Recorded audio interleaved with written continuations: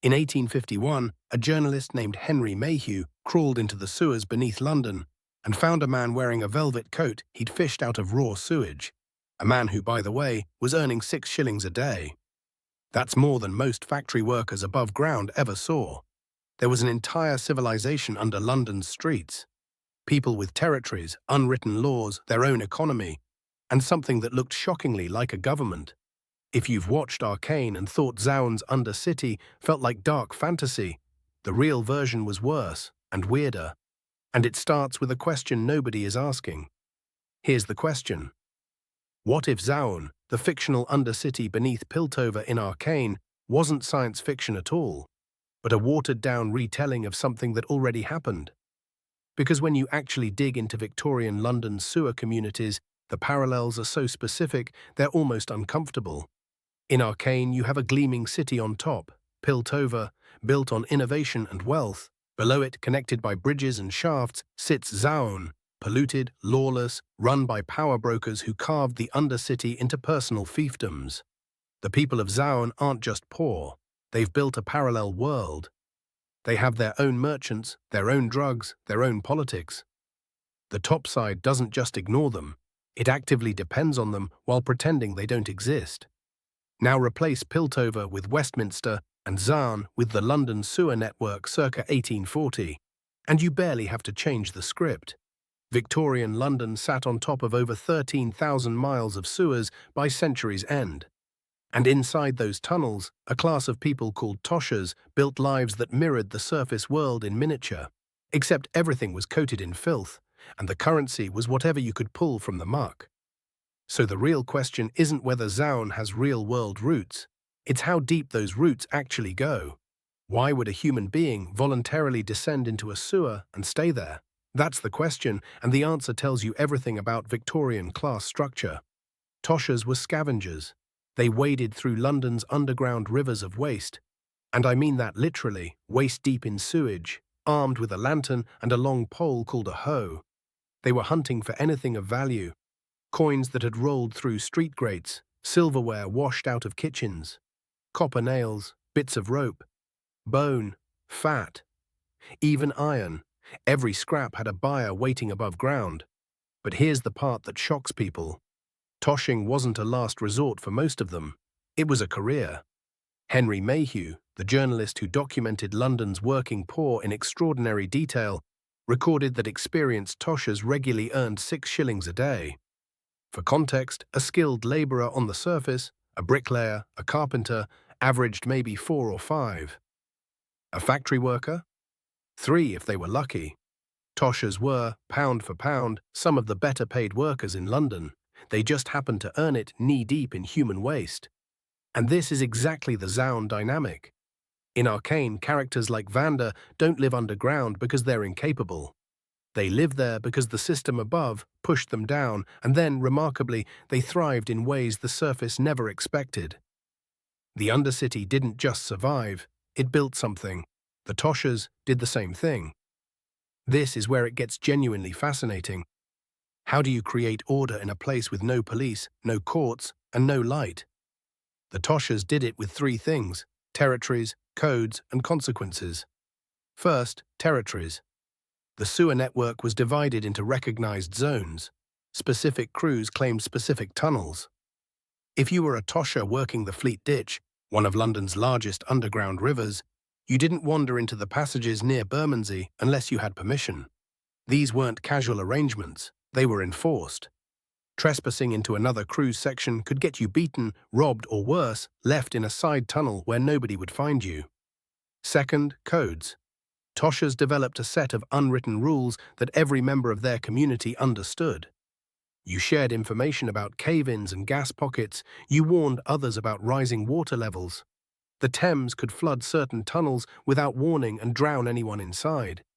You never worked alone. Most Toshers moved in groups of 3 or 4, partly for safety, partly because the social pressure of the group kept everyone honest about splits. And third, consequences. There was no formal punishment system, but the community itself was the enforcement mechanism. Cheat your crew on a split, and you'd find yourself working alone. Work alone, and the sewers would kill you. through gas, through drowning, through the rats. And yes, the rats. Mayhew described rats in the London sewers so bold they would swarm a man who sat still too long.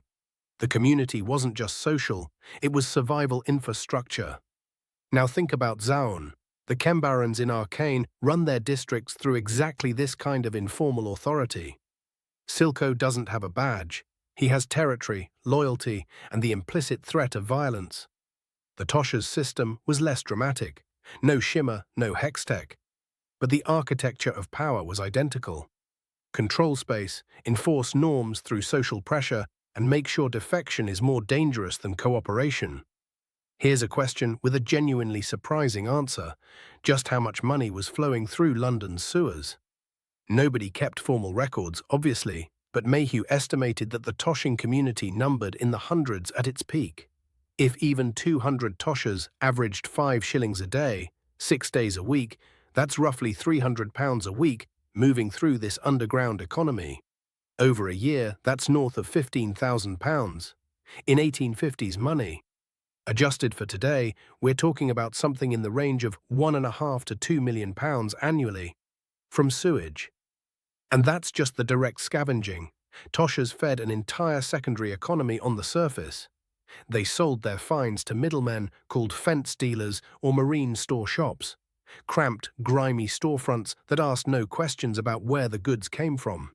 These shops then resold metals to foundries, bones to fertilizer manufacturers, rags to paper mills. The Tosher economy was a supply chain. It had layers. There were even taverns that catered specifically to Toshers, places where they'd gather after a day underground, spend their earnings, and trade intelligence about which tunnels were productive and which were dangerous. These taverns functioned like guild halls. Information was currency. In Arcane, Zaun's economy revolves around shimmer, a substance the surface world considers dangerous but can't quite bring itself to destroy because too many people profit from it. The Tosher's economy ran on the same paradox. London's respectable merchants depended on recycled materials that came from the sewers. They needed the Toshers. They just didn't want to admit it. Every underground society has a reckoning. For Zaun, it's the bridge between worlds. The constant tension with Piltover that erupts in the show's final act. For the real Toshers, the reckoning came in the form of one man and one law. The man was Joseph Bazalgette, the civil engineer who redesigned London's entire sewer system in the 1860s after the Great Stink of 1858 made the Thames so foul that Parliament literally could not hold sessions. Bazalgette's new network was a marvel of engineering.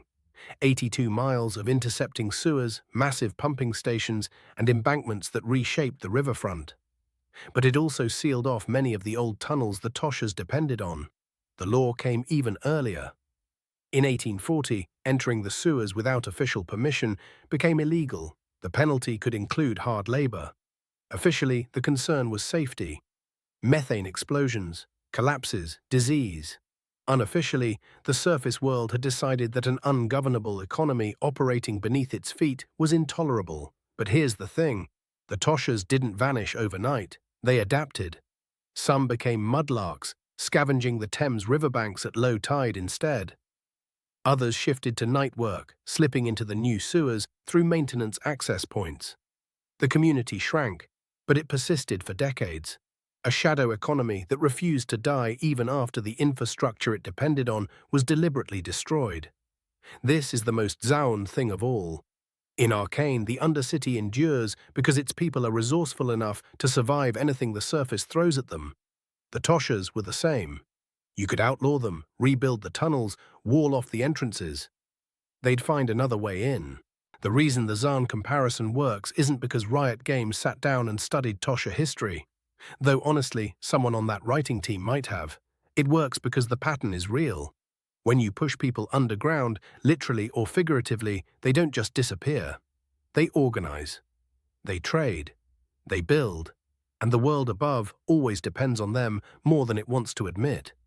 London's Toshers proved that a functioning economy can exist in the last place anyone would look. They had territory, hierarchy, information networks, and a client base. They were, in every meaningful sense, a civilization. Just one that happened to operate in the dark, ankle deep in everything the surface world threw away. Now I want to hear from you. What's the strangest real-world parallel to a fictional universe that you've come across?